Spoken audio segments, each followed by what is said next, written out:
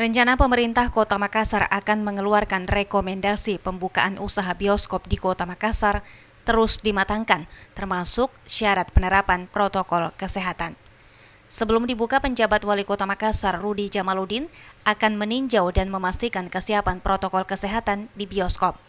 Penjabat Wali Kota Makassar, Rudi Jamaludin, mengatakan setelah melakukan rapat dengan sejumlah pihak telah disepakati untuk membuka bioskop dengan jatah 50 kursi setiap studio dan protokol kesehatan yang ketat di area bioskop untuk mencegah penularan COVID-19.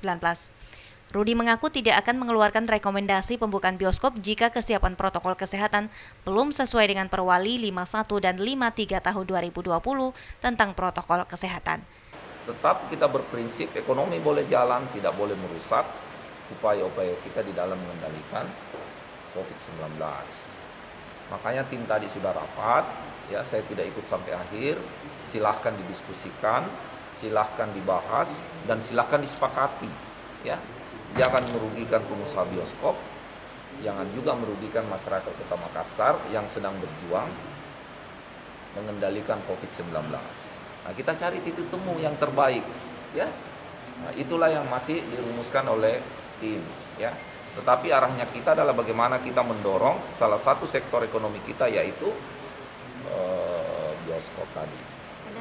Rudi mengimbau ke seluruh pengusaha bioskop untuk mempersiapkan protokol kesehatan dengan baik dan untuk penerbitan rekomendasi diakui tergantung kesiapan protokol kesehatan dari pihak pengusaha bioskop.